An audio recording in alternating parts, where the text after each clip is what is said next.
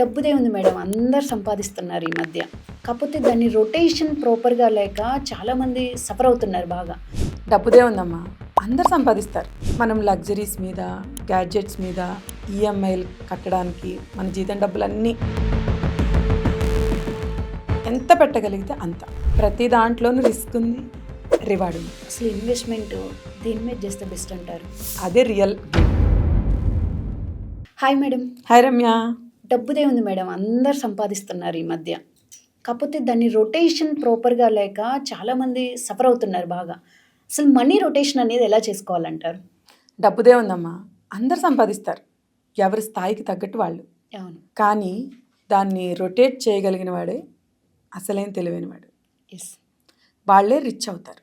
మనం లగ్జరీస్ మీద, గ్యాడ్జెట్స్ మీద, ఈఎంఐలు కట్టడానికి మన జీతం డబ్బులన్నీ లేదు మన సంపాదన అంతా ఖర్చు పెట్టేసినట్టయితే మనకి రొటేషన్ అవ్వదు.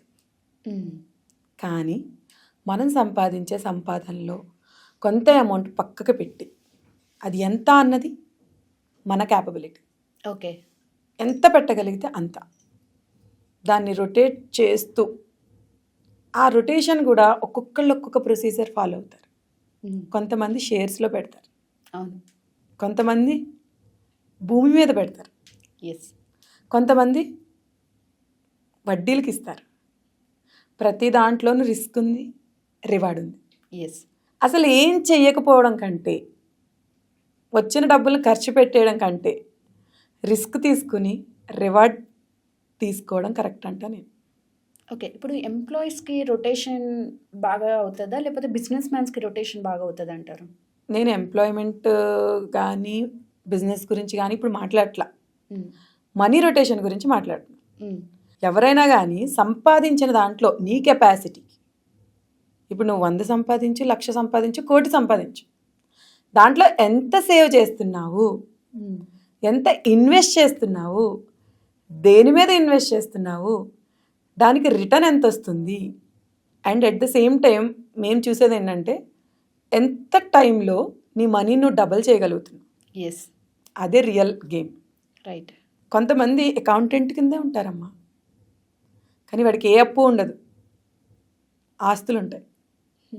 ఎలా ఉన్నాయంటే స్ట్రాటజీ, వచ్చిన దాంట్లో దాస్తారు. కొంతమంది బంగారం మీద దాచి సంపాదించుకునే వాళ్ళు కూడా ఉంటారు. తక్కువలో కొంటారు, ఎవ్రీ మంత్ కొంత కొంత కొంటారు, బాగా వచ్చిన తర్వాత అమ్మేస్తారు. ఓకే. సో ఒక్కొక్కరిది ఒక్కొక్క స్ట్రాటజీ ఉంటుంది. ఇది తప్పు, ఇది రైట్ అనే ఉండదు. కానీ at the end of the life మనం చూసేది నువ్వు ఎంత నెట్వర్త్ సంపాదించగలిగావు నీ లైఫ్లో. ఎస్. ఆస్తులు మైనస్ అప్పులు ఎంత ఉన్నాయి, దాన్ని బట్టే నీకు నీ ఫ్యామిలీ మెంబర్స్ దగ్గర లాస్ట్ స్టేజ్లో విలువ. ఎస్. అవునా కదా? అవును. అమ్మా, డబ్బు లేకపోతే మన ఇంట్లో కుక్క కూడా మన దగ్గర రాదు. ఎందుకు? డబ్బు ఉంటేనే బిస్కెట్లు కొని దానికి పెట్టగలను, అందుకు నా చుట్టూ తిరుగుతుంది. లేదంటే నా దగ్గరికి ఎందుకు వస్తుంది? సేమ్ థింగ్, మన మనవలు కావచ్చు, ముని మనవలు కావచ్చు, ఎవరైనా కావచ్చు, మన దగ్గర కొంత ఉండి వాళ్ళకి ఇస్తూ ఉంటే ఎఫెక్షన్ వస్తుంది. ఇప్పుడు ఈ రోజుల్లో ఏమైపోయిందంటే ఎఫెక్షన్ని కూడా కొనుక్కోవాలి. నేను ఇలా అంటే చాలామంది బాధపడచ్చు, బట్ దట్ ఈస్ ఫ్యాక్ట్. నేను ఏమంటానంటే చాలామంది వయసులో ఉన్నప్పుడే ఉన్న ఆస్తులన్నీ పనిచేస్తారు. అవును. వాళ్ళకి రూపాయి కావాలని అడుక్కోవాలి. ఉన్నది ఎందుకు ఇచ్చేయడం, మళ్ళీ ఎందుకు చేజాచడం? ఇవ్వద్దని నేను అనట్లా, ఇవ్వండి, కానీ మీ అవసరాలు ఎంత చూసుకుని కొంత మీ దగ్గర పెట్టుకోండి. సో కంపారిటివ్లీ అసలు ఇన్వెస్ట్మెంట్ దేని మీద చేస్తే బెస్ట్ అంటారు? మీ ప్రొఫెషన్ బట్టి చెప్పండి. నా ప్రొఫెషన్ అని కాదమ్మా, నేను మార్కెట్ స్టడీ చేస్తూ ఉంటాను. ఓకే. బికాజ్ నేనున్నదే ఆ ప్రొఫెషన్, అండ్ నాకు డిఫరెంట్ క్లయింట్స్ ఉంటారు, డిఫరెంట్ సినారియోస్ రోజు నేను వింటూ ఉంటాను. ఎస్. నా అబ్జర్వేషన్, నా ఒపీనియన్లో అన్ని ఇన్వెస్ట్మెంట్స్ మంచివే. ఫస్ట్ సేవ్ చేయడం అలవాటు చేసుకోవాలి, ఇన్వెస్ట్ చేయడం నేర్చుకోవాలి. అన్నింటికంటే బెస్ట్ ఇన్వెస్ట్మెంట్ భూమి, ల్యాండ్. ఎందుకంటే జనాభా పెరుగుతూ ఉంటుంది, అవసరం పెరుగుతూ ఉంటుంది, కానీ భూమి పెరగదు.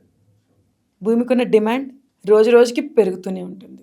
ఎస్. సో ఎకనామిక్స్లో దీన్ని డిమాండ్ అండ్ సప్లై అంటాం. నీకు 10 years బ్యాక్ ఇక్కడ చిలుకూరులోనే ఎకరం 10 లక్షలకు ఉండేది, ఇప్పుడు కోట్లలో వెళ్ళిపోయింది. అవును. కుక్కట్పల్లి గూడా మేడం ఏముంది 90స్‌లో. అవన్నీ కాదు హైటెక్ సిటీ. సో, ఇలా చూసుకుంటే మన కళ్ళ ముందే, మనం చూస్తూనే డబల్ కాదు 10 టైమ్స్ అయిపోయింది. యెస్.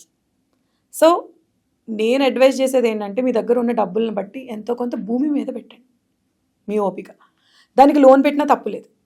ఓకే. అప్పు తప్ప అంటే నీ అభివృద్ధి కోసం అప్పు చేయొచ్చు. ఎందుకంటే భూమి రేటు పెరుగుతుంటుంది. కానీ నీకు అంత వడ్డీ పడదు. అవును. ఇంకొకటి నీకు ఫినాన్షియల్ కమిట్మెంట్ వస్తుంది. అమ్మో అప్పు ఉంది. అనవసరమైన ఖర్చులు తగ్గుతాయి. యెస్. బ్రాండ్ల మీద, పార్టీల మీద, పబ్బుల మీద పెట్టాలంటే ఈ డబ్బులు నేను కట్టేస్తే నాకు అంత వడ్డీ తగ్గుతుంది కదా అని కాన్షియస్నెస్ వస్తుంది. ఓకే. ఫైనాన్షియల్ గ్రోత్ వస్తుంది. Yes. Right. Thank you madam. Thank you Ramya.